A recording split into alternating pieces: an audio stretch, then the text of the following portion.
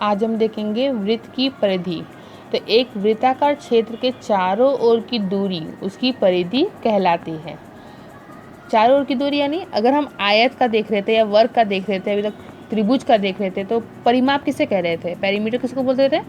यहाँ से यहाँ तक की दूरी को नापने को हम परिमाप बोल रहे थे। अगर यहाँ पे हम खड़े हुए, यहाँ से यहाँ, फिर यहाँ से यहाँ, फिर यहाँ से यहाँ, कितना दूर चले उसको हम क्या बोलते हैं? परिमाप बोलते हैं।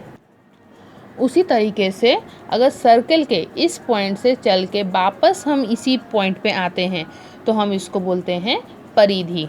ठीक है, और इन इंग्लिश इसको हम पेरीमीटर बोलते हैं किसी भी आकृति के आउटर डिस्टेंस को नापने को, और सर्कल में हम इसको सर्कमफ्रेंस बोलते हैं। क्या बोलते हैं? सर्कमफ्रेंस। पूरे सर्कल को नापने को हम बोलते हैं सर्कमफ्रेंस। ये आउटर बाउंड्री को नापने को बोलते हैं।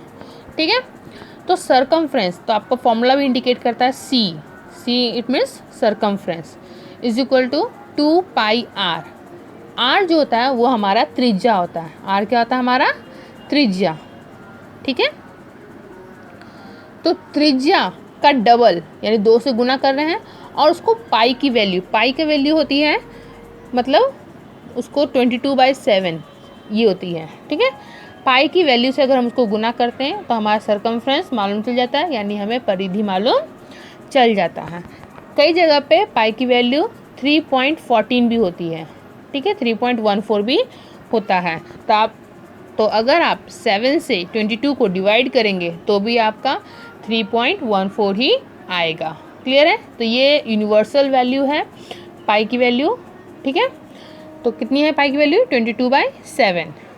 ये वैल्यू आपको क्वेश्चन सॉल्व करते करते आपको याद हो जाएगा। ठीक है, इतना याद करने की ज़रूरत नहीं है, इसको कैलकुलेशन करते करते आपको रिमाइंड हो जाएगा।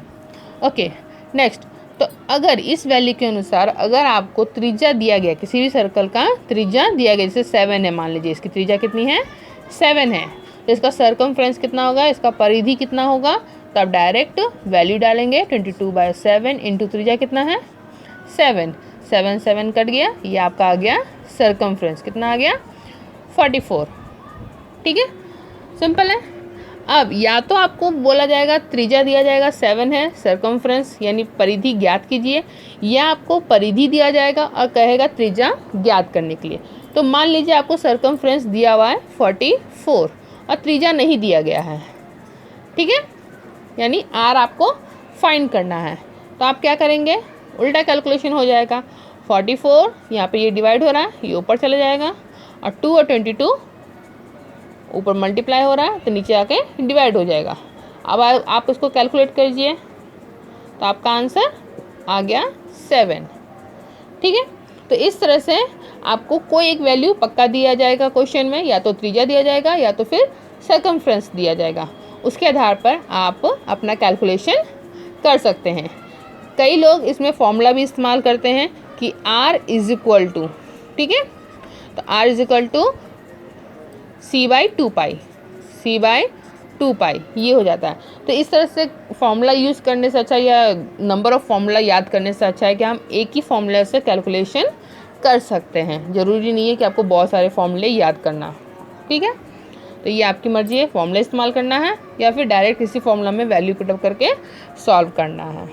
ओके, नाउ एक बात और, कई बार आपको व्यास दिया जाता है। व्यास यानी क्या होता है? डायमीटर। ये त्रिज्या का डबल, ये त्रिज्या है, त्रिज्या 2 त्रिज्या जब मिल जाते हैं तो क्या बन जाता है? व्यास बन जाता है, यानी D is equal to 2R होता है ना। अगर त्रिज्या का डबल कर दें तो किसके बराबर हो जाएगा? व्यास के बराबर हो जाएगा। तो अगर आपको व्यास दिया जा रहा है क्वेश्चन में, तो आपका सर्कमफ्रेंस का जो फॉर्मूला हो जाता है वो पाई D हो जाता है। क्यों? देखो, अगर पाई को अगर हम हटाते हैं तो यहाँ पे क्या है? ये 2R, तो 2R किसके बराबर है?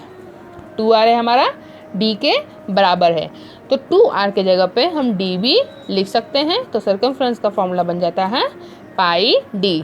लेकिन इस फॉर्मूला का हम लोग इस्तेमाल बहुत रेयरली करते हैं। ज़्यादातर के हम लोग जो फॉर्मूला का इस्तेमाल करते हैं वो 2πr का ही इस्तेमाल करते हैं। ठीक है, और अगर हमें D दिया है और R निकालना है तो हम क्या करेंगे? R is equal to d/2। Diameter का अगर हम आधा करते हैं यानी व्यास का अगर हम आधा करते हैं तो हमें त्रिज्या मालूम चल जाता है। तो ये सिचुएशन के अनुसार पे हम इन सब फॉर्मूला का इस्तेमाल करते हैं। ठीक है, थैंक यू।